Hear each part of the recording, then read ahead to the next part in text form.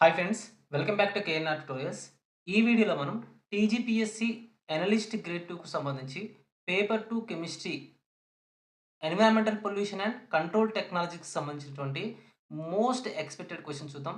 ఈ క్వెషన్స్ అనేవి మనకి చాలా ఎగ్జామ్స్‌లో 10 టైమ్స్ కంటే ఎక్కువ రిపీటెడ్‌గా అడిగినటువంటి క్వెషన్స్. చాలా చాలా ఇంపార్టెంట్ క్వెషన్స్. కంపల్సరీ ఈ క్వెషన్స్ నుంచి 2 క్వెషన్స్ వచ్చేటటువంటి అవకాశం ఉంటది. వీడియోని లాస్ట్ వరకు చూడండి. చాలా ఇంపార్టెంట్ క్వెషన్స్ ఉంటాయి. సో, అదే విధంగా ఎవరైతే analyst grade 2 TGPSC analyst grade 2 assistant scientist exam కోసం ప్రిపేర్ అవుతున్నారో వారి కోసం మన కేఎన్ఆర్ ట్యుటోరియల్స్‌కి సంబంధించి వాట్సాప్ గ్రూప్ అనేది క్రియేట్ చేయడం జరిగింది. సో, ఇందులో మీకు ఫ్రీ టెస్ట్‌లు కానివ్వండి, మెంటర్‌షిప్ కానివ్వండి అందించడం జరుగుతుంది. అదేవిధంగా గ్రూప్ కాల్స్‌లో డిస్కషన్ అనేది మనం చేయడం జరుగుతుంది. వాట్సాప్ గ్రూప్‌కి సంబంధించినటువంటి లింక్ అనేది కామెంట్ సెక్షన్‌లో, డిస్క్రిప్షన్‌లో ఇస్తాను. తప్పకుండా జాయిన్ అవ్వండి. ఫస్ట్ క్వెషన్ చూడండి.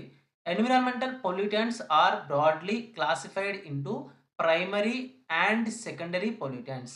Which of the following is considered a secondary air pollutant అంటున్నాడు. సో, వాడు ఏమంటున్నాడంటే ఎన్విరాన్మెంటల్ పొల్యూటెంట్స్ అనేవి బ్రాడ్‌గా 2 టైప్స్ క్లాసిఫై చేయబడ్డాయి అంటున్నాడు. ఏంటవి? ఒకటి ప్రైమరీ పొల్యూటెంట్స్, ఇంకొకటి సెకండరీ పొల్యూటెంట్స్. ఓకేనా? సో, ఎన్విరాన్మెంటల్ పొల్యూటెంట్స్ అనేవి 2 టైప్స్‌గా క్లాసిఫై చేయబడ్డాయి అంటున్నాడు. ఒకటి ప్రైమరీ, ఇంకొకటి సెకండరీ. వాడే చెప్తున్నాడు. అయితే సో, ఏమడుగుతున్నాడంటే which of the following is considered a secondary air pollutant. So, కింద ఇచ్చిన వాటిలలో ఏది సెకండరీ ఎయిర్ పొల్యూటెంట్ అంటున్నాడు.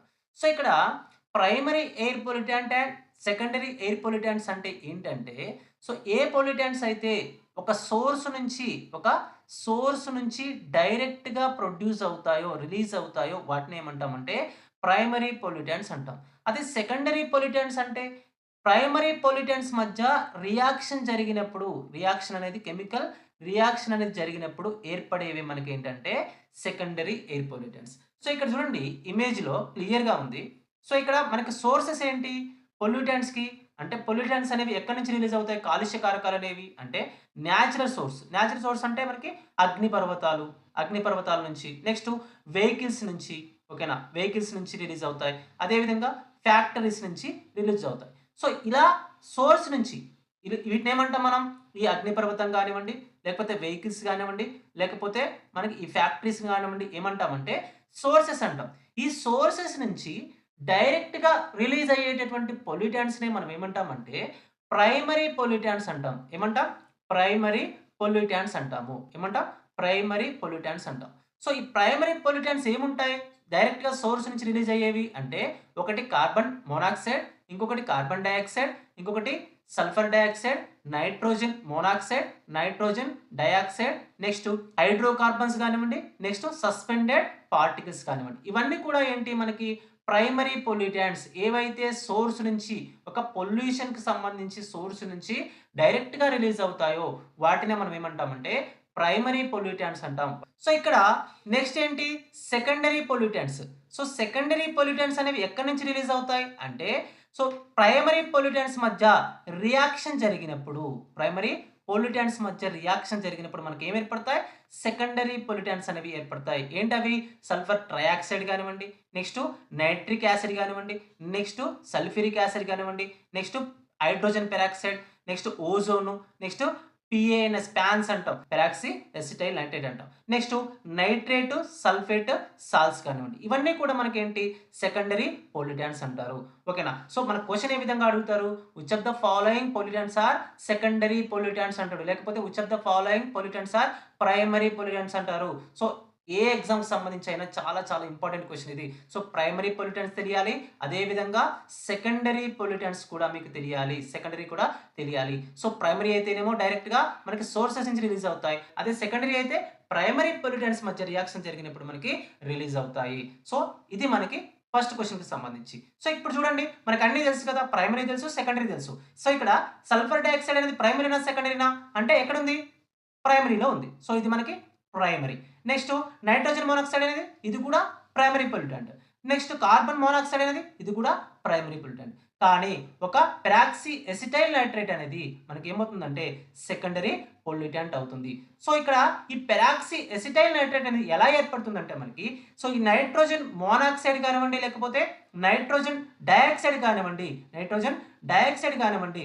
సో వొలటైల్ ఆర్గానిక్ కాంపౌండ్స్తో సన్లైట్ సమక్షంలో చర్య జరిపినప్పుడు మనకి ఏర్పడతాయంటే పెరాక్సీ ఎసిటైల్ నైట్రేట్స్ అనేవి ఏర్పడతాయి. సో వీటిని మనం ఏమంటామంటే సెకండరీ ఎయిర్ పొల్యూటెంట్స్ అంటాం.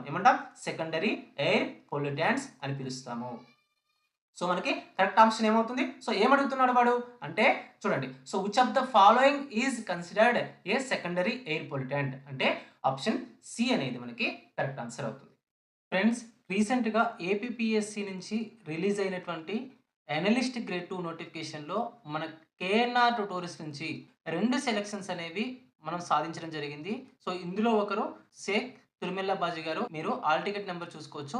అదేవిధంగా రెండవ వ్యక్తి అరుణ గారు. సో మనం ఏదైతే 100% సిలబస్ ప్రకారం ఆన్లైన్ క్లాసెస్ అదేవిధంగా మెటీరియల్ ప్రొవైడ్ చేస్తున్నామో, నెక్స్ట్ టెస్ట్ సిరీస్ అనేది ప్రొవైడ్ చేస్తున్నామో, సో దాన్ని బేస్ చేసుకొని వీరు ఈ సక్సెస్ అనేది సాధించడం జరిగింది. సో ఒకవేళ మీరు కనుక ఈ 100% సిలబస్కి సంబంధించినటువంటి మెటీరియల్ కనుక కావాలనుకుంటే 100% సిలబస్ ఓరియంటేషన్లో టీజీపీఎస్సి పీసీబీ పేపర్ 2 కెమిస్ట్రీకి సంబంధించినటువంటి మెటీరియల్ అనేది మనం ప్రొవైడ్ చేస్తున్నాం. సో ఇది మనకి థియరీ మెటీరియల్ ఉంటుంది. ఇందులో మీకు ఎవ్రీ టాపిక్ అండ్ కాన్సెప్ట్ అనేది కవర్ అవుతుంది. 100% సిలబస్ ఓరియంటేషన్లో ఉంటుంది. సో ఇందులో మీకు డౌన్లోడ్ ఆప్షన్ కానివ్వండి, లేకపోతే సో పీడిఎఫ్ ఆప్షన్ కానివ్వండి ఉండదు. మీకు హార్డ్ కాపీస్ అనేవి హోమ్ డెలివరీ చేయడం జరుగుతుంది. నెక్స్ట్ ఇందులో 34 చాప్టర్స్ అనేవి మీకు సిలబస్లో పేపర్ 2కు సంబంధించి ఉన్నటువంటి 34 చాప్టర్స్ అనేవి కవర్ అవుతాయి. ఇది కేవలం అనలిస్ట్ గ్రేడ్ 2 కోసమే డిజైన్ చేసినటువంటి మెటీరియల్గా చెప్పొచ్చు. సో ఎవరైనా ఈ మెటీరియల్ అవైల్ చేసుకోవాలనుకుంటే 9347428177 నెంబర్కి కాల్ చేయడం కానీ, లేకపోతే వాట్సాప్లో అనలిస్ట్ గ్రేడ్ 2 మెటీరియల్ అని చెప్పి చాట్ చేయండి.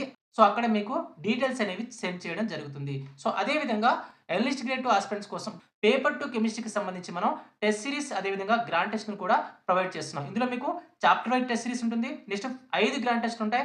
ఇది 100% అనలిస్ట్ గ్రేడ్ 2కి సంబంధించి సిలబస్ ప్రకారం ఉంటుంది. నెక్స్ట్ ఇందులో ప్రతి క్వశ్చన్ కూడా ఎక్స్ప్లెనేషన్ అనేది ఉంటుంది. ఇందులో మీకు 34 చాప్టర్స్కి సంబంధించి దాదాపుగా 4500 క్వశ్చన్స్ అనేవి మనం ఇవ్వడం జరిగింది. సో ఈ టెస్ట్ సిరీస్ని అవైల్ చేసుకోవాలనుకుంటే ప్లే స్టోర్ నుంచి కేఎన్ఆర్ ట్యూటోరియల్స్ అనే యాప్ను డౌన్లోడ్ చేసుకొని మీరు టెస్ట్ సిరీస్ని అవైల్ చేసుకోవచ్చు. లేదంటే యాప్కి సంబంధించిన లింక్ అనేది నేను కామెంట్ సెక్షన్లో డిస్క్రిప్షన్లో ఇస్తాను. అక్కడి నుంచి కూడా మీరు యాప్ని డౌన్లోడ్ చేసుకొని ఈ కోర్సెస్ని అవైల్ చేసుకోవచ్చు. సో నెక్స్ట్ ఇంకొక విషయం ఏంటంటే టీజీపీఎస్సీ అనలిస్ట్ గ్రేడ్ 2కి సంబంధించి పేపర్ 1కి సంబంధించిన ఫుల్ కోర్స్ అనేది మనం కేవలం 999కే ఇది మీకు 100% సిలబస్తో అందించడం జరుగుతుంది. సో నెక్స్ట్ ఈ అనలిస్ట్ గ్రేడ్ 2కి సంబంధించి పేపర్ 2 కెమిస్ట్రీకి సంబంధించిన కోర్స్ అనేది మనం టెస్ట్ సిరీస్తో కలిపి కేవలం 2499 రూపీస్కి అందించాలనుకుంటున్నాం. ఎవరైనా ఇంట్రెస్టెడ్గా ఉన్నట్లయితే కామెంట్ సెక్షన్లో ఇంట్రెస్టెడ్ అని కామెంట్ చేయండి. ఎక్కువ మంది కనుక ఇంట్రెస్టెడ్గా ఉన్నట్లయితే తప్పకుండా ఈ కోర్స్ అనేది స్టార్ట్ చేయడం జరుగుతుంది. సో నెక్స్ట్ క్వశ్చన్ చూడండి. The toxicity of carbon monoxide to humans is primarily due to it's ability to అంటే మామూలుగా చెప్పాలంటే కార్బన్ మోనాక్సైడ్ అనేది హ్యూమన్స్కి టాక్సిక్ నేచర్ని ఇస్తుంది. ఓకేనా? సో కార్బన్ మోనాక్సైడ్ ఏ నేచర్ని కలిగి ఉంటుంది? టాక్సిక్ నేచర్ని కలిగి ఉంటుంది. సో దీని యొక్క టాక్సిసిటీ అనేది ఏ విధంగా ప్రదర్శిస్తుంది అంటే, ఫర్ ఎగ్జాంపుల్ మీ అందరికీ తెలుసు మన హ్యూమన్ బాడీ లోపల హిమోగ్లోబిన్ ఎక్కడ ఉంటుంది అంటే మనకి బ్లడ్లో ఉంటుంది. హిమోగ్లోబిన్ అనేది బ్లడ్లో ఉంటుంది. సో ఇది బ్లడ్లో ఉండడం వల్లనే బ్లడ్ అనేది ఏ కలర్లో ఉంటుంది? రెడ్ కలర్లో ఉంటుంది. మరి హిమోగ్లోబిన్ ఏం చేస్తుంది అంటే హిమోగ్లోబిన్ అనేది ఆక్సిజన్తో బైండ్ అయ్యి హ్యూమన్ బాడీలో ఉన్నటువంటి బాడీ సెల్స్కి ఏం చేస్తుందంటే ఆక్సిజన్ని ట్రాన్స్పోర్ట్ చేస్తుంది. సో ఇది హిమోగ్లోబిన్ యొక్క ఫంక్షన్.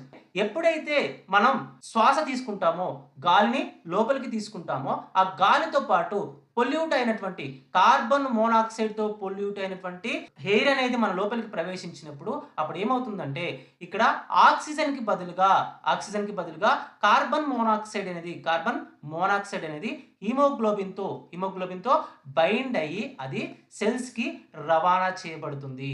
అలా రవాణా చేయబడడం వల్ల ఏమవుతుందంటే సెల్ యొక్క ఫంక్షన్ అనేది డిస్టర్బ్ అయిపోయి మనిషి లేదా హ్యూమన్ అపస్మారక స్థితిలోకి, కోమాలోకి వెళ్ళిపోయేటటువంటి అవకాశం అనేది ఉంటుంది. దాన్నే హైపాక్సియా అంటాం. దాన్నే ఏమంటామంటే హైపాక్సియా. ఈ హైపాక్సియా అనేది దేని వల్ల కలుగుతుంది? కార్బన్ మోనాక్సైడ్ వల్ల కలుగుతుంది. సో అంటే ఇక్కడ మన కరెక్ట్ ఆప్షన్ ఏమవుతుంది? Form a highly stable complex with haemoglobin drastically reducing oxygen transport. అంటే సో కార్బన్ మోనాక్సైడ్ అనేది హిమోగ్లోబిన్తో కలిసి స్టేబుల్ కాంప్లెక్స్ని ఫామ్ చేసి ఆక్సిజన్ యొక్క ట్రాన్స్పోర్ట్ని తగ్గిస్తుంది. సో దాన్నే మనం ఏమంటామంటే కార్బన్ మోనాక్సైడ్ యొక్క టాక్సిక్ ఎబిలిటీ అని పిలుస్తాము. సో ఆప్షన్ బి అనేది మనకి కరెక్ట్ ఆన్సర్ అవుతుంది. నెక్స్ట్ క్వశ్చన్ చూడండి. Rain water is naturally slightly acidic with a pH of about 5.6 due to dissolved atmospheric CO2. వాడు ఏమంటున్నాడంటే రెయిన్ వాటర్ యొక్క pH అనేది ఎంత ఉంటుంది అంటున్నాడు అంటే 5.6 అనేది ఉంటుంది ఎగ్జాక్ట్గా. ఎందుకు 5.6 ఉండాలి అంటే రెయిన్ వాటర్లో CO2 అనేది డిజాల్వ్ అవడం వల్ల దాంట్లో మనకి కార్బోనిక్ యాసిడ్ అనేది ఫామ్ అవుతుంది. దీని యొక్క ఫార్ములా ఏంటి? H2CO3. సో ఇది ఫామ్ అవ్వడం వల్ల ఆ రెయిన్ వాటర్ యొక్క pH అనేది ఎగ్జాక్ట్గా 5.6 ఉంటుంది. సో ఉంటే మనకేంటి మరి అంటే దీన్ని పోలుస్తూ ఇంకేం అడుగుతున్నాడంటే మనకి acid rain is strictly defined as rain having a pH less than. So మనం యాసిడ్ రెయిన్ ని డిఫైన్ చేయాలంటే ఒక రెయిన్ ని యాసిడ్ రెయిన్ అని డిఫైన్ చేయాలంటే దాని యొక్క pH అనేది దేనికంటే ఎంతకంటే తక్కువ ఉండాలి అంటున్నాడు. Acid rain is strictly defined as rain having a pH less than. ఒక రెయిన్ ని మనం యాసిడ్ రెయిన్ అని చెప్పాలి అంటే దాని యొక్క pH వాల్యూ అనేది ఎంతకంటే తక్కువ ఉండాలి అంటున్నాడు. లెస్ దాన్ pH అంటున్నాడు. అంటే ఎంతకంటే తక్కువగా ఉండాలి అంటే మనకి సో 5.6 కంటే తక్కువగా ఉండాలి. ఒక యాసిడ్ రెయిన్ యొక్క pH అనేది 5.6 కంటే తక్కువగా ఉన్నట్లయితే దాన్ని యాసిడ్ రెయిన్ అని పిలుస్తాము. సో ఆప్షన్ సి అనేది మనకి కరెక్ట్ ఆన్సర్ అవుతుంది. Next question. Marble cancer refers to the degradation of historical monument like the Taj Mahal. What is the primary chemical reaction responsible for this phenomena? So ఇక్కడ marble cancer, అసలు marble cancer అంటే ఏంటంటే మామూలుగా మీకు అందరికీ తాజ్ మహల్ తెలుసు కదా. సో ఈ తాజ్ మహల్ అనేది దేంతో తయారవుతుంది, దేంతో నిర్మించబడింది అంటే మార్బుల్స్తో నిర్మించబడింది. సో ఈ మార్బుల్స్లో ఏముంటుందంటే కాల్షియం కార్బోనేట్ అనే కెమికల్ ఉంటుంది. సో ఈ కాల్షియం కార్బోనేట్ అనే కెమికల్ ఉండడం వల్ల యాసిడ్ రెయిన్స్ అనేవి వచ్చినప్పుడు మనకి అందులో ఏముంటుందంటే H2SO4 అనే కెమికల్ ఉంటుంది. H2SO4 అనే రసాయన పదార్థం ఉంటుంది. సో ఈ H2SO4 అనేది ఈ మార్బుల్స్లో ఉన్నటువంటి కాల్షియం కార్బోనేట్తో రియాక్షన్ జరిపి మనకి ఏం ఏర్పరుస్తుందంటే కాల్షియం సల్ఫేట్ మరియు వాటర్ అదేవిధంగా కార్బన్ డయాక్సైడ్ని ఏర్పరుస్తుంది.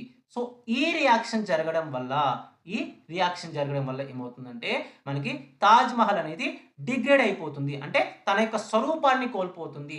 దీన్నే మనం ఏమంటామంటే మార్బుల్ క్యాన్సర్ అని పిలుస్తాము. సో మనకి ఆప్షన్ ఏ అనేది కరెక్ట్ ఆన్సర్ అవుతుంది. Next question. Photochemical smog is a severe urban pollution issue. Photochemical smog అనేది ఒక పట్టణ ప్రాంతానికి సంబంధించి లేదా అర్బన్కి సంబంధించి ఒక ముఖ్యమైనటువంటి కాలుష్య సమస్యగా చెప్తున్నాడు. So which of the following conditions and components are essential for its formation. So ఇక్కడ మనకి ఏమంటున్నాడంటే ఫోటోకెమికల్ స్మాగ్ అనేది పట్టణ ప్రాంతాల్లో కాలుష్యానికి కారణమైనటువంటి పెద్ద సమస్యగా చెప్తున్నాడు. సో అయితే ఈ ఫోటోకెమికల్ స్మాగ్ అనేది ఎలా ఏర్పడుతుంది, కింది వాటిలో ఏ కాంపోనెంట్స్ వల్ల ఏర్పడుతుంది అంటున్నాడు. కింద ఇచ్చిన వాటిలలో ఏ కాంపోనెంట్స్ వల్ల మనకి ఈ ఫోటోకెమికల్ స్మాగ్ అనేది ఏర్పడుతుంది అంటున్నాడు. అంటే మనకి ఎప్పుడైనా ఫోటోకెమికల్ స్మాగ్ అనేది ఎలా ఏర్పడుతుంది అంటే నైట్రోజన్ ఆక్సైడ్స్ అనేవి, అంటే ఇక్కడ నైట్రోజన్ మోనాక్సైడ్ కానీ లేకపోతే నైట్రోజన్ డయాక్సైడ్ కానీ ఇవి వొలటైల్ ఆర్గానిక్ కాంపౌండ్స్తో VOC అంటాం. వొలటైల్ ఆర్గానిక్ కాంపౌండ్స్తో సన్లైట్ సమక్షంలో లేదా UV లైట్ సమక్షంలో చర్య జరిపినప్పుడు ఏమవుతుందంటే మనకి ఈ ఫోటోకెమికల్ స్మాగ్ అనేది ఏర్పడుతుంది. సో ఈ ఫోటోకెమికల్ స్మాగ్లో ఏ రసాయన పదార్థాలు ఉంటాయంటే మనకి ఓజోన్ ఉంటుంది, నెక్స్ట్ ఆల్డిహైడ్స్ ఉంటాయి, అదేవిధంగా PAN పెరాక్సీ ఎసిటైల్ నైట్రేట్ అనేది ఉంటుంది. సో మనకు క్వశ్చన్ ఏ విధంగా అడుగుతారు, which of the following components having photochemical smog అంటే ఓజోన్ కానివ్వండి, ఆల్డిహైడ్స్ కానివ్వండి, అదేవిధంగా పెరాక్సీ ఎసిటైల్ నైట్రేట్ కానివ్వండి. నెక్స్ట్ ఇంకొకటి ఫార్మాల్డిహైడ్. ఇక్కడ ఆల్డిహైడ్ అంటే మెయిన్గా ఏముంటుందంటే ఫార్మాల్డిహైడ్ అనేది ఉంటుంది. సో మనకి ఇక్కడ ఆప్షన్ బి అనేది కరెక్ట్ ఆన్సర్ అవుతుంది. Next question, which of the following statement correctly distinguishes classical smog from photochemical smog. So ఏమంటున్నాడంటే కింద ఇచ్చినటువంటి స్టేట్మెంట్స్లో ఏ స్టేట్మెంట్ అనేది క్లాసికల్ స్మాగ్ మరియు ఫోటోకెమికల్ స్మాగ్ మధ్య సరైనటువంటి భేదాన్ని తెలియజేస్తుంది అంటున్నాడు. సో క్లాసికల్ స్మాగ్ మరియు ఫోటోకెమికల్ స్మాగ్ మధ్య సరైనటువంటి తేడాను తెలియజేసే స్టేట్మెంట్ ఏది కింద ఇచ్చిన వాటిలో అంటున్నాడు. సో అంటే ఇక్కడ చూడండి, క్లాసికల్ స్మాగ్ అంటే ఏంటంటే దీన్నే రెడ్యూసింగ్ స్మాగ్ అంటాం. క్లాసికల్ స్మాగ్నే రెడ్యూసింగ్ స్మాగ్ అంటాం. నెక్స్ట్ ఫోటోకెమికల్ స్మాగ్ ని మనం ఏమంటామంటే ఆక్సిడైజింగ్ స్మాగ్ అంటాం. సో ఇక్కడ క్లాసికల్ స్మాగ్ ని మనం ఏమంటామంటే ఇంకొక విధంగా లండన్ స్మాగ్ అంటాం. దీన్నే లండన్ స్మాగ్ అని కూడా పిలుస్తాము. నెక్స్ట్ ఈ క్లాసికల్ స్మాగ్ ని రెడ్యూసింగ్ స్మాగ్ అని ఎందుకంటామంటే దీంట్లో సల్ఫర్ డయాక్సైడ్ ఉంటుంది. సల్ఫర్ డయాక్సైడ్ అనేది ఉంటుంది. సో ఇక్కడ సల్ఫర్ డయాక్సైడ్ అనేది reducing agent. So classical smog లో రెడ్యూసింగ్ ఏజెంట్ అయినటువంటి సల్ఫర్ డయాక్సైడ్ ఉంటుంది కాబట్టి ఈ క్లాసికల్ స్మాగ్ ని మనం ఏమంటామంటే రెడ్యూసింగ్ స్మాగ్ అని కూడా పిలుస్తాం, లేదా లండన్ స్మాగ్ అని కూడా పిలుస్తాం. నెక్స్ట్ ఫోటోకెమికల్ స్మాగ్ విషయానికి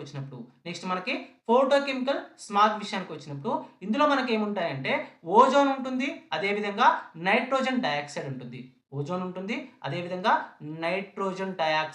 వాడు అడుగుతాడు క్లాసికల్ స్మాగ్ లో ఉండేటటువంటి రెడ్యూసింగ్ ఏజెంట్ ఏది, అదేవిధంగా ఫోటోకెమికల్ స్మాగ్ లో ఉండేటటువంటి ఆక్సిడైజింగ్ ఏజెంట్స్ ఏవి అంటాడు. ఓకేనా. సో క్లాసికల్ స్మాగ్ లో ఉండే రెడ్యూసింగ్ ఏజెంట్ ఏమో సల్ఫర్ డయాక్సైడ్, అదేవిధంగా ఫోటోకెమికల్ స్మాగ్ లో ఉండేటటువంటి ఆక్సిడైజింగ్ ఏజెంట్స్ ఏమో O3 అంటే ఓజోన్ కానివ్వండి, అదేవిధంగా నైట్రోజన్ డయాక్సైడ్ కానివ్వండి. వీటిని మనం ఏమంటామంటే ఆక్సిడైజింగ్ ఏజెంట్స్ అంటాము. సో ఇక్కడ ఫోటోకెమికల్ స్మాగ్ లో ఆక్సిడైజింగ్ ఏజెంట్స్ ఉంటాయి కాబట్టి దీన్నే ఆక్సిడైజింగ్ స్మాగ్ అని పిలుస్తాము. సో ఇది మనకి మెయిన్ గా difference. Classical smog is reducing in nature and involves SO2 and particles. So whereas photochemical smog is a oxidizing smog and involves nitrogen oxides and also ozone.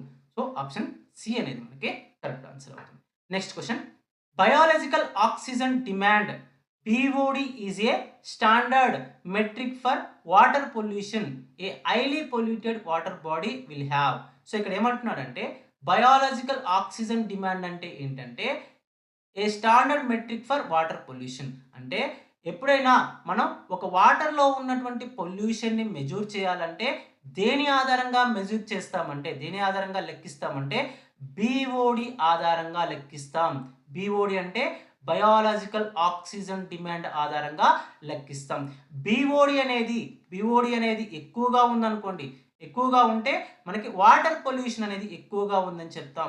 Next BOD అనేది తక్కువగా ఉంటే biological oxygen demand అనేది తక్కువగా ఉంటే water pollution అనేది తక్కువగా ఉందని చెప్తాం. BOD అంటే ఏంటి, బయాలజికల్ ఆక్సిజన్ డిమాండ్ అంటే ఏంటంటే, సో మనకి ఫర్ ఎగ్జాంపుల్ ఏదైనా ఒక పాండ్ లేదా ఒక చెరువు తీసుకోండి. ఒక చెరువు తీసుకోండి. ఆ చెరువులో ఏముంటాయి అంటే ఆ చెరువులో చెత్త చెదరం అన్నీ ఉంటాయి కదా. అదేవిధంగా చనిపోయినటువంటి ఆర్గానిక్ మ్యాటర్ అనేది ఉంటుంది. సో ఈ ఆర్గానిక్ మ్యాటర్ని డికంపోజ్ చేయడం కోసం సో ఏముంటాయి, మైక్రో ఆర్గానిజమ్స్ ఉంటాయి. అంటే సూక్ష్మజీవులు ఉంటాయి. ఈ సూక్ష్మజీవులు అనేవి మనకి ఈ ఆర్గానిక్ కాంపౌండ్ ని డికంపోజ్ చేయడం కోసం దేన్ని యూజ్ చేసుకుంటాయంటే ఆక్సిజన్ ని యూజ్ చేసుకొని పాండ్లో లేదా నీటిలో ఉన్నటువంటి ఆర్గానిక్ మ్యాటర్ ని సూక్ష్మజీవులు అనేవి విచ్ఛిన్నం చేస్తాయి లేదా డికంపోజ్ చేస్తాయి. సో తద్వారా దాన్ని సాయిల్లో కలిసేలాగా చేస్తాయి. ఫర్ ఎగ్జాంపుల్ ఇప్పుడు ఈ పాండ్లో లేదా చెరువులో కనుక ఆర్గానిక్ మ్యాటర్ అనేది ఎక్కువగా ఉందనుకోండి, అంటే చనిపోయినటువంటి జీవుల యొక్క సముదాయం అనేది ఎక్కువగా ఉందనుకోండి. చనిపోయిన జీవులు అంటే అవి మొక్కలు కావచ్చు, జంతువులు కావచ్చు. సో వాటి యొక్క అవశేషాలు అనేవి ఎక్కువగా ఉన్నాయనుకోండి, అప్పుడు ఏమవుతుంది, ఈ మైక్రో ఆర్గానిజమ్స్కి అంటే సూక్ష్మజీవులకి వాటిని డికంపోజ్ చేయడానికి ఎక్కువ ఆక్సిజన్ కావాలి, ఎక్కువ ఆక్సిజన్ కావాలి. సో ఎక్కువ ఆక్సిజన్ కావాలి అంటే మనకి బీఓడి అనేది ఎక్కువగా ఉంటుంది. బీఓడి ఎక్కువగా ఉంటే వాటర్ పొల్యూషన్ అనేది ఎక్కువగా ఉంటుందని చెప్తాం. నెక్స్ట్ ఇంకొక కండిషన్ ఏంటంటే second condition, for example organic matter అనేది తక్కువగా ఉందనుకోండి, అప్పుడు ఈ సూక్ష్మజీవులకు దాన్ని డికంపోజ్ చేయడానికి ఆక్సిజన్ అనేది తక్కువగా కావాల్సి ఉంటుంది. అప్పుడు బీఓడి అనేది ఎలా ఉంటుంది అంటే బీఓడి అనేది తక్కువగా ఉంటుంది. దాన్ని బట్టి మనం ఏం చెప్పొచ్చు, వాటర్ పొల్యూషన్ అనేది ఆ పాండ్లో తక్కువగా ఉంటుంది అని చెప్పొచ్చు. సో గుర్తుపెట్టుకోండి. సో బీఓడి అంటే ఏంటంటే the amount of oxygen required to decompose the organic matter. The amount of oxygen required to decompose the organic matter by micro organisms. అంటే ఒక ఆర్గానిక్ మ్యాటర్ను, నీటిలో ఉన్నటువంటి ఆర్గానిక్ మ్యాటర్ను డికంపోజ్ చేయడానికి మైక్రో ఆర్గానిజమ్స్కి కావాల్సినటువంటి ఆక్సిజన్ యొక్క అమౌంట్ని మనం ఏమంటామంటే బీఓడి అని పిలుస్తాము. సో బయాలజికల్ ఆక్సిజన్ డిమాండ్ అని పిలుస్తాం. ఫర్ ఎగ్జాంపుల్ ఆర్గానిక్ మ్యాటర్ అనేది ఎక్కువగా ఉందనుకోండి వాటర్లో, సో అప్పుడు బీఓడి వాల్యూ అనేది ఎక్కువగా ఉంటుంది, అంటే ఎక్కువగా ఆక్సిజన్ అనేది అవసరం అవుతుంది. సో బీఓడి వాల్యూ ఎక్కువ ఉందంటే వాటర్ పొల్యూషన్ అనేది ఎక్కువగా ఉందని చెప్తాం. సో వాటర్ పొల్యూషన్ అనేది ఎక్కువగా ఉందంటే ఆక్సిజన్ అనేది తక్కువగా ఉందని చెప్తాం. సో ఆక్సిజన్ తక్కువగా ఉందనుకోండి, అప్పుడు ఏమవుతుంది అంటే అందులో ఉన్నటువంటి లివింగ్ బీయింగ్స్ ఏవైతే వాటర్ అక్వాటిక్ లైఫ్ ఉంటుందో, ఏదైతే అక్వాటిక్ లైఫ్ ఉంటుందో వాటికి థ్రెట్ ఉందని చెప్తాము. సో వాటికి థ్రెట్ ఉందని చెప్తాము. సో ఇప్పుడు ఏది కరెక్ట్ ఆన్సర్ అవుతుంది మనకి అంటే చూడండి, a highly polluted water body will have, అంటే ఒక వాటర్ బాడీ అనేది హైలీ పొల్యూటెడ్ వాటర్ బాడీ అనేది ఎప్పుడు చెప్తామంటే మనకి హై పిఓడి వాల్యూ ఉన్నప్పుడు దాన్ని హైలీ పొల్యూటెడ్ వాటర్ బాడీ అని చెప్తాం. సో ఏది కరెక్ట్ అవుతుంది, ఆప్షన్ సి అనేది కరెక్ట్ ఆన్సర్ అవుతుంది. So next question, eutrophication in lakes and slow moving water bodies is primarily caused by and excess influx of which nutrients. So గుర్తుపెట్టుకోండి, very very very very important. So ఇక్కడ మెయిన్గా మనకి 3 terms ఉంటాయి. ఒకటి BOD, biological oxygen demand. Next ఇంకొకటి eutrophication, eutrophication eutrophication. Next ఇంకొకటి biomagnification, biomagnification. ఈ 3 terms కూడా మనకి చాలా చాలా ఇంపార్టెంట్. బయోమాగ్నిఫికేషన్. సో ఈ 3 కూడా చాలా చాలా ఇంపార్టెంట్. కంపల్సరీ ఇందులో నుంచి ఒక క్వశ్చన్ వచ్చేటటువంటి అవకాశం అనేది ఉంటుంది. వాటి యొక్క డెఫినేషన్ ఇంపార్టెంట్, వాటి యొక్క కండిషన్స్ కూడా మనకి చాలా చాలా ఇంపార్టెంట్. సో ఇంతకుముందు ఏం చూసాం, బీఓడి గురించి చూసాం. సో ఇప్పుడు ఏం చూస్తున్నాం అంటే యుట్రోఫికేషన్ గురించి చూస్తున్నాం. సో ఏమంటున్నాడు, eutrophication in lakes and slow moving water bodies is primarily caused by and excess of influx of which nutrients. So అంటే చెప్తా చూడండి, ఫర్ ఎగ్జాంపుల్ మనం ఏం చేస్తాం అంటే ఫీల్డ్స్ ఉంటాయి, పంట పొలాలు ఉంటాయి కదా, పంట పొలాలకి ఏం యూజ్ చేస్తాం అంటే మనం ఎరువులు యూజ్ చేస్తాం, అంటే ఫెర్టిలైజర్స్ అనేవి యూజ్ చేస్తాం. సో ఈ ఫెర్టిలైజర్స్లో ఏముంటాయి అంటే నైట్రేట్స్ ఉంటాయి, నైట్రేట్స్ అనేవి ఉంటాయి, అదేవిధంగా పాస్పేట్స్ అనేవి ఉంటాయి. మనం ఎప్పుడైతే ఈ ఫెర్టిలైజర్స్ని ఫీల్డ్స్లో యూజ్ చేస్తామో, సో ఏం చేస్తాం మనం కావలసిన మోతాదు కంటే కూడా ఈ ఫీల్డ్స్లో ఫెర్టిలైజర్స్ని యూజ్ చేస్తాం. అలా యూజ్ చేసినప్పుడు ఏమవుతుంది అని అంటే ఈ నైట్రేట్స్ అండ్ ఫాస్ఫేట్స్ అనేవి ఈ భూమి లోపల అంటే సాయిల్ లోపల అలాగే ఉండిపోతాయి. అలాగే ఉండిపోవడం వల్ల ఎప్పుడైతే రెయిన్ అనేది వస్తుందో, వర్షం అనేది పడుతుందో, అలా వర్షం పడినప్పుడు వాటర్ యొక్క ఫ్లోతో కలిసి ఇవి ఏవైతే నైట్రేట్స్ అండ్ ఫాస్ఫేట్స్ ఉన్నాయో అవి ఎక్కడికి వెళ్తాయంటే వాటర్ బాడీస్లోకి వెళ్తాయి. ఎక్కడికి వెళ్తాయి, వాటర్ బాడీస్ అంటే ఓషన్స్ కానివ్వండి, లేక్స్ కానివ్వండి, అదేవిధంగా పాండ్స్ కానివ్వండి, సో కెనాల్స్ కానివ్వండి, అందులోకి వెళ్తాయి. వాటర్ ఫ్లోతో కలిసి ఈ నైట్రేట్స్ అండ్ ఫాస్ఫేట్స్ అనేవి ఈ వాటర్ బాడీస్లోకి వెళ్తాయి. సో అలా వెళ్ళిన తర్వాత ఏమవుతుందంటే, సో ఇవి న్యూట్రియంట్స్ కదా, అలా న్యూట్రియంట్స్ ఉన్నప్పుడు ఆ వాటర్ బాడీలో ఉన్నటువంటి మొక్కలు ఉంటాయి కదా, సో ఏదైతే ఆల్గే అనేవి ఏం చేస్తాయంటే ఏదైతే వాటర్ బాడీలోకి వచ్చినటువంటి నైట్రేట్స్ కానివ్వండి, ఫాస్ఫేట్స్ ఉంటాయో వాటిని ఉపయోగించుకొని విపరీతంగా గ్రో అవుతాయి. అలా గ్రో అయిన తర్వాత వాటర్ యొక్క సర్ఫేస్ అంతటిని కూడా కప్పివేస్తాయి. సో అలా కప్పివేయడం వల్ల ఏమవుతుందంటే నీటికి అంటే వాటర్ బాడీకి అదేవిధంగా వాతావరణానికి మధ్య అట్మాస్ఫియర్కి మధ్య సో ఆ కనెక్షన్ అనేది సర్ఫేస్ కనెక్షన్ అనేది డిస్కనెక్ట్ అయిపోతుంది. అలా డిస్కనెక్ట్ అయిపోవడం వల్ల ఏదైతే ఆక్సిజన్ అనేది మనకి వాటర్లో డిజాల్వ్ అవుతుందో అది తగ్గిపోతుంది. సో వాటర్లో ఆక్సిజన్ ఎలా డిజాల్వ్ అవుతుంది అంటే వాటర్ యొక్క సర్ఫేస్ పైన ఇలా ఎయిర్ అనేది ఇలా టచ్ అవుతూ వెళ్ళడం వల్ల వాటర్ యొక్క సర్ఫేస్ పైన టచ్ అవుతూ వెళ్ళడం వల్ల ఏమవుతుందంటే ఆక్సిజన్ అనేది ఇందులో డిజాల్వ్ అవుతుంది. సో ఇప్పుడు ఏమైంది, మనకి వాటర్ యొక్క సర్ఫేస్ అంతటిని కూడా ఈ ఆల్గే అనేది విపరీతంగా కప్పేశాయి. అలా కప్పివేయడం వల్ల ఏమవుతుంది అంటే సో ఏదైతే ఆక్సిజన్ అనేది మనకి ఇందులో డిజాల్వ్ అవ్వాలో అది డిజాల్వ్ అవ్వదు. అలా డిజాల్వ్ అవ్వకపోవడం వల్ల వాటర్లో డిజాల్వ్ అయినటువంటి ఆక్సిజన్ యొక్క డెన్సిటీ అనేది ఏమవుతుందంటే తగ్గిపోతుంది. అలా తగ్గిపోవడం వల్ల అందులో ఉన్నటువంటి ఆక్వాటిక్ లైఫ్ అంటే అందులో ఉన్నటువంటి జీవరాశులన్నిటికి కూడా ఆక్సిజన్ అనేది తక్కువగా లభిస్తుంది. దానివల్ల అవి చనిపోవడం కానీ వాటి యొక్క ఆరోగ్యం అనేది సిక్ అవ్వడం కానీ జరుగుతుంది. సో దీన్నే మనం ఏమంటామంటే యూట్రోఫికేషన్ అంటాం.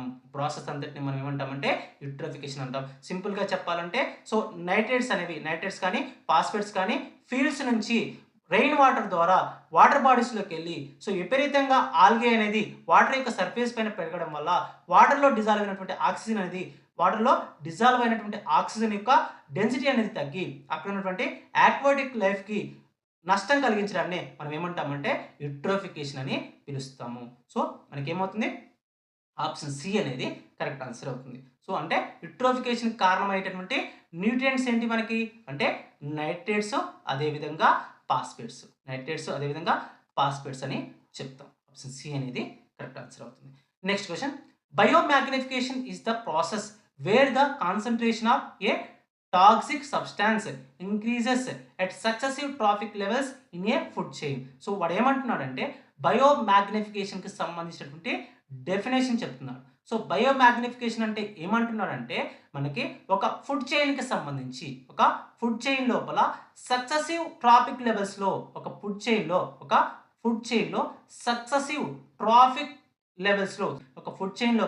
సక్సెసివ్ ట్రాఫిక్ లెవెల్స్లో ఒక టాక్సిక్ మెటీరియల్ యొక్క కాన్సన్ట్రేషన్ అనేది పెరగడాన్ని మనం ఏమంటామంటే బయోమాగ్నిఫికేషన్ అంటాం. సో ఫర్ ఎగ్జాంపుల్ చెప్తా చూడండి, ఇంతకు ముందు డీడీటీ వాడేవాళ్ళం. డీడీటీ అనే కెమికల్ యూజ్ చేసేవాళ్ళం. సో ఈ కెమికల్ యూజ్ చేసినప్పుడు ఇది వాటర్లో కలిసినప్పుడు ఏమవుతుందంటే మనకి ఈ చేపలు అనేవి ఉంటాయి కదా, ఫిషెస్ అనేవి దీన్ని శాలో చేసేవి. అంటే మింగడం వల్ల ఏమవుతుందంటే ఫిషెస్ యొక్క సెల్స్లో ఇది అక్యుములేట్ అయ్యేది. సో మనం ఏం చేస్తాం, ఈ ఫిషెస్ని ఆహారంగా తీసుకుంటాం. అలా ఆహారంగా తీసుకున్న తర్వాత ఈ డిడిటి ఏం చేస్తుందంటే మళ్ళీ ఎక్కడికి ప్రవేశిస్తుంది అంటే మానవుని లోపలికి ప్రవేశిస్తుంది, అంటే హ్యూమన్స్ లోపలికి ప్రవేశిస్తుంది. అంటే ఒక టాక్సిక్ మెటీరియల్ అనేది దాని యొక్క కాన్సన్ట్రేషన్ అనేది ఒక ఫుడ్ చైన్ లోపల ఒక ట్రాఫిక్ లెవెల్ నుంచి ఇంకొక ట్రాఫిక్ లెవెల్లో కనుక ప్రవేశించినట్లయితే దాన్నే మనం ఏమంటామంటే బయోమాగ్నిఫికేషన్ అంటాం. సో ఇక్కడ ఏమడుగుతున్నాడు, ఇలా డెఫినేషన్ ఇచ్చిన తర్వాత అంటే for a pollutant to undergo biomagnification it must process which chemical property. ఒక పొల్యూటెంట్ అనేది లేదా ఒక టాక్సిక్ మెటీరియల్ అనేది బయోమాగ్నిఫికేషన్ అనే ప్రాపర్టీని చూపెట్టాలంటే దానికి ఎలాంటి కెమికల్ ప్రాపర్టీస్ ఉండాలి అంటున్నాడు. ఎప్పుడైనా కూడా ఒక టాక్సిక్ మెటీరియల్ అనేది, ఫర్ ఎగ్జాంపుల్ డీడీటీ తీసుకోండి. సో ఒక టాక్సిక్ మెటీరియల్ అనేది మనకి బయోమాగ్నిఫికేషన్ అనే ప్రాసెస్లో ఇన్వాల్వ్ అవ్వాలంటే 2 types ఆఫ్ కెమికల్ ప్రాపర్టీస్ ఉండాలి. ఒకటి, it must be highly soluble in lipids or fats, అంటే ఆ టాక్సిక్ మెటీరియల్ అనేది ఫ్యాట్స్లో లేదా లిపిడ్స్లో ఎక్కువగా సాల్యుబుల్ అవ్వాలి. నెక్స్ట్ ఇంకొక క్యారెక్టర్ ఏముండాలి అంటే రెసిస్టెంట్ టు మెటబాలిక్ డిగ్రేడేషన్, అంటే మెటబాలిక్ డిగ్రేడేషన్కి అది రెసిస్టెన్స్ పవర్ని కలిగి ఉండాలి. సో ఫర్ ఎగ్జాంపుల్ మీకు మనం మానవులు కనుక తీసుకున్నాను అనుకోండి, వారిలో ఫ్యాట్స్ ఉంటాయి. సో ఆ ఫ్యాట్స్లో ఇది సాల్యుబిలిటీని కలిగి ఉండాలి ఒకటి. నెక్స్ట్ ఇక్కడ హ్యూమన్స్ లోపల ఏదైతే టాక్సిన్స్ ఉంటాయో వాటికి మెటబాలిక్ డిగ్రేడేషన్ అనే రెసిస్టెన్స్ పవర్ ఉంటుంది హ్యూమన్స్కి. సో అంటే ఏదైనా ఒక టాక్సిక్ మెటీరియల్ అనేది బాడీ లోపలికి ప్రవేశించినప్పుడు దాన్ని విచ్ఛిన్నం చేయడం కోసం మన మెటబాలిక్ ప్రాసెస్ అనేది పనిచేస్తుంది. మన మెటబాలిక్ సిస్టమ్ అనేది పనిచేస్తుంది. సో దాని నుంచి కాపాడుకోవడం కోసం ఈ డీడీటీ లేదా ఈ టాక్సిక్ మెటీరియల్‌కి రెసిస్టెన్స్ పవర్ ఉండాలి. సో ఇది సెకండ్ ప్రాపర్టీ. సో ఇలా 2 ప్రాపర్టీస్ ఉన్నప్పుడు ఒక టాక్సిక్ మెటీరియల్ అనేది బయో మాగ్నిఫికేషన్‌లో ఇన్వాల్వ్ అవుతుంది. సో ఆప్షన్ సి అనేది మనకి కరెక్ట్ ఆన్సర్ అవుతుంది. Next question.